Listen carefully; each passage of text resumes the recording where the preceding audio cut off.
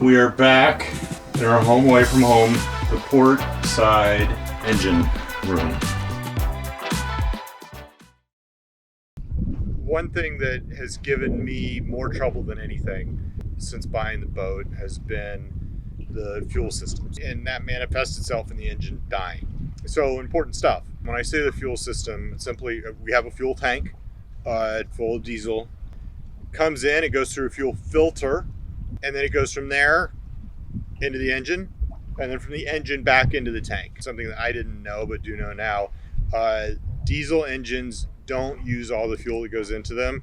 You put diesel in, it uses what it needs, and then there's a return line where the diesel goes out. But that's it. That's the fuel system. So it's very simple. But if there's a hiccup there, if there's air there, if it gets compromised, the engine doesn't work. Oh no. The poor engine just died. It could just be a little pinprick hole or a connector that's not quite tightened. And if there's air that gets in there, eventually it's going to compromise the system and the engine's going to die, which is what I was seeing.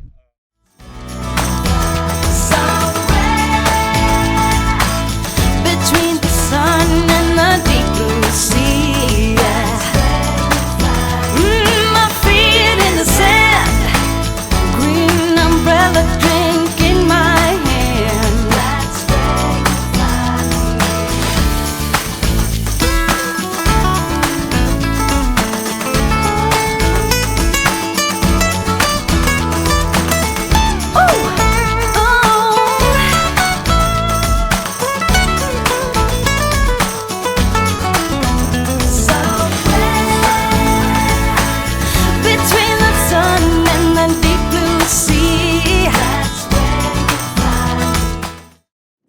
The port side engine again.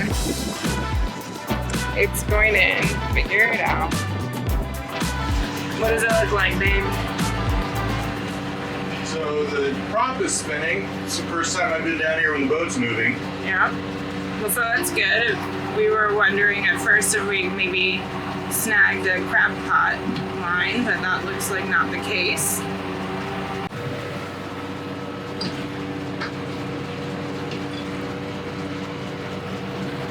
Why?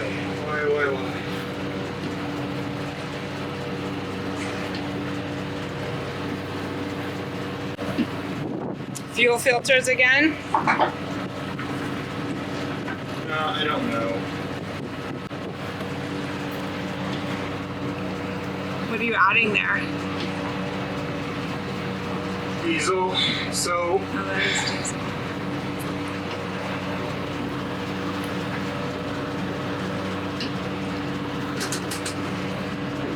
that should stay full. The whole system should have a vacuum.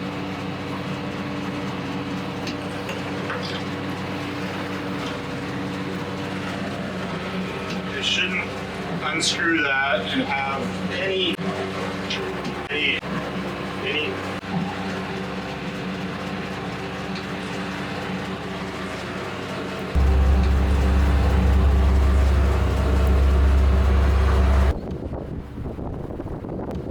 Right now, if I were to say you've got the helm, what would you do? What are the things you'd be thinking about? I would be thinking about what's in front of us. I'd be thinking about our heading. Yeah, so basically, don't run into anything on top of or underneath the hull. And how do I check the depth? It's easy. How is it easy? Where do you, oh, depth 30 feet, obviously. We're in 30 feet there right we now. How go. do you know we're not about to run into 4 feet of water? I don't know. The GPS. So how do I do that on here? So that's what this is about.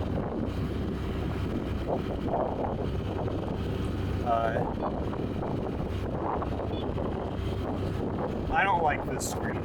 We're going to redo that screen. Yeah. You're not about to run into 4 feet. Okay. Alright, Karen, let's raise the main. Wait, what? I know you're saying at home. It looks like you're back in the port engine room. I am. Things are running well. I've replaced everything you can see here. The exception of the physical RACOR fuel filters. This guy, if you can see, has drained down to here, and this is wet to the touch there. Should not be. The forward guy is a touch too, which makes me a little concerned.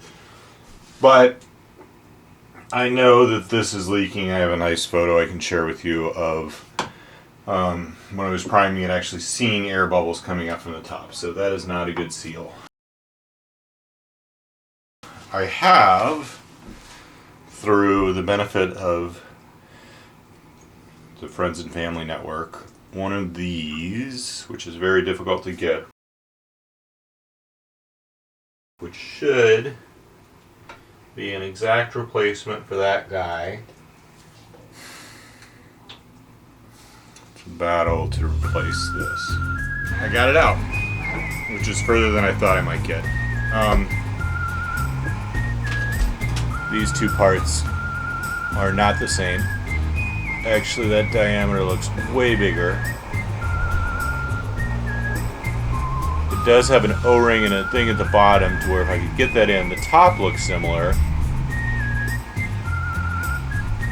But it sure doesn't look like, I mean, it looks like not even close to the same diameter.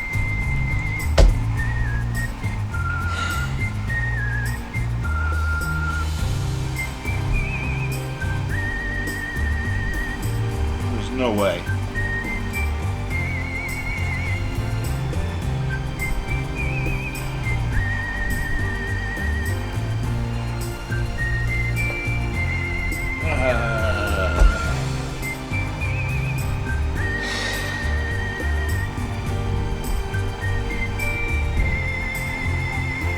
I would guess that this is just 12 years old. Older. I don't know. And this is for a RACOR 500 they make today, and the thread diameter here, not the thread diameter, the diameter of the whole thing that goes in is just, it's bigger now than it was then.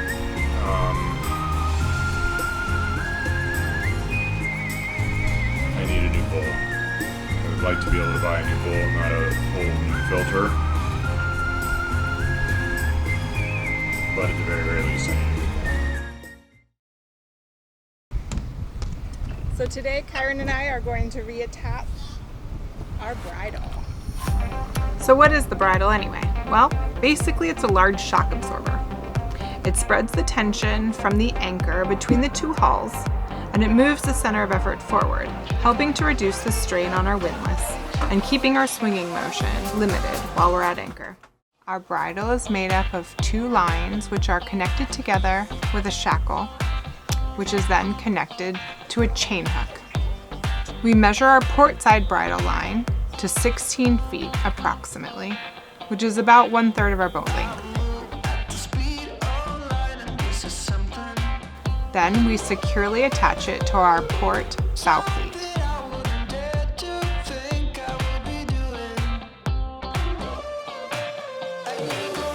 And we repeat the process for our starboard side.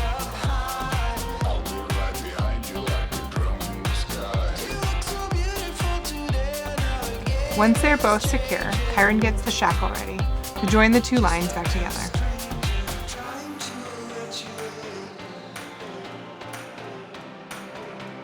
And finally, he puts on the chain hook, which is used to attach the bridle to the chain when we're at anchor. Throw that, please. Lucky that didn't go into the drink. Drink? What does the drink mean? Drink means the great big ocean. It's a pretty big drink, I guess. It is a pretty big drink.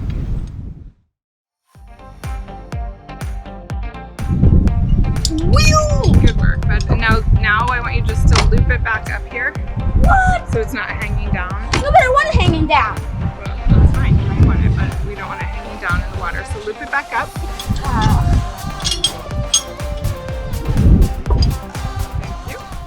So now, back in business. Now watch out for the screwdriver. You may take that and put it back in the chest. Are you alright?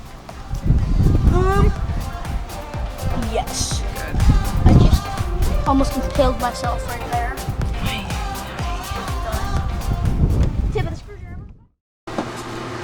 Okay, we are back from the portside engine room. You may be able to tell my hair is literally longer than it was when I started this project. That's how long it has taken. You can also notice that my hair is blowing down because I have a fan on me, because I've learned that it gets hot as heck in here, and airflow helps.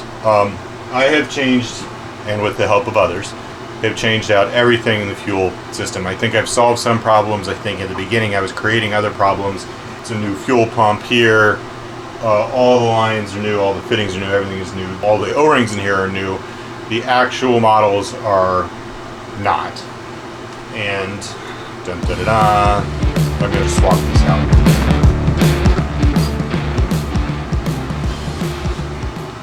I'm gonna save the O-rings because they're brand new, not cheap. Vito's Bud Light. Phi Sigma Epsilon, 3rd annual can contest. The mind boggles at the situations in which the prior owners procured this.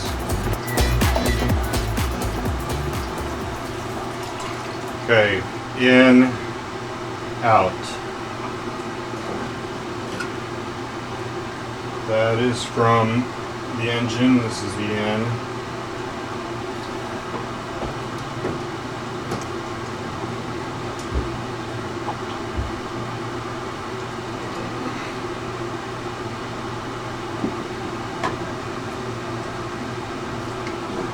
This is going to be the hard one.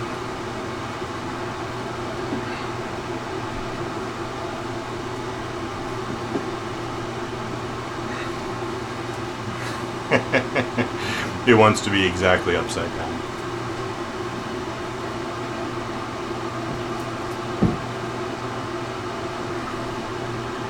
Is that funny? I can't tell if that's funny. It wants to be exactly upside down.